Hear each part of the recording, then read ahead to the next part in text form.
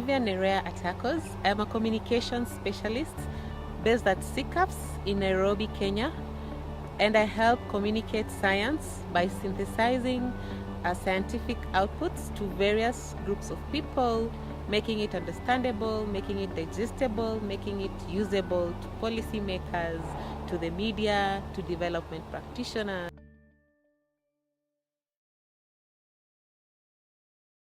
To me, a knowledge broker is really an important person, especially in facilitating access and use of knowledge around various topics. And this goes beyond just facilitating access and use to ensuring that there is actually understanding of the various knowledge products that are provided or produced by various organizations or institutions.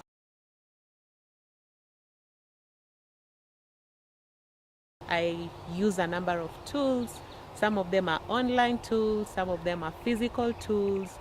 So by the online tools, it means I have to prepare a number of written products that could include blog posts, just trying to kind of synthesize the findings and make them easy to understand.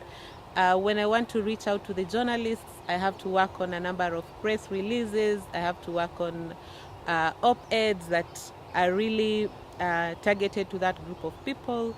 And actually, in the course of my work, what I've really found interesting to use and quite exciting to use is field visits. Because as someone who has access to research, which most of the times comes from the field, then that means I have to facilitate visits where various stakeholders are able to see or to come face to face with the evidence arising from climate change adaptation and mitigation work in the field. Another tool that I've used is an online tool, and these are webinars and also discussion forums to ensure that we have the researchers coming into contact or into conversation with the various policymakers, with the various development actors, and they're able to speak to each other and to interact and to be able to even demystify some of the climate change concepts. And the end result of this has been that we have seen evidence-based policy making, especially in the East African region.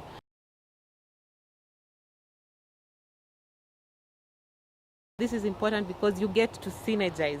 We may not be having all the research or all the knowledge related to climate change, but maybe another institution has already gone ahead and researched on a number of items that we are looking for information on. This synergy is very important because we are actually complementing each other's efforts. And the point here is that it's not really about competition, but it's about making use of the kind of knowledge that exists out there to the various users.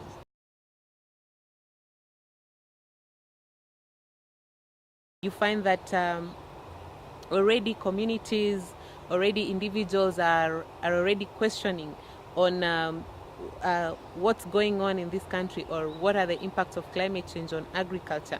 So you find that as a knowledge broker, then I come in and I'm able to avail information and to tell them, look, this is what the research, this is what the scientific community has been able to show. They have been able to find evidence that indeed the climate change is changing and that we need to adapt.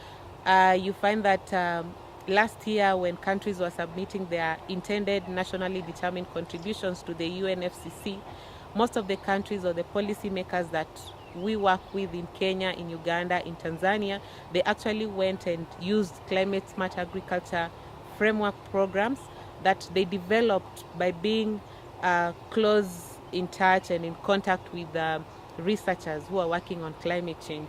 So that has really been some of a huge impact of the work that we've done with both researchers and policymakers.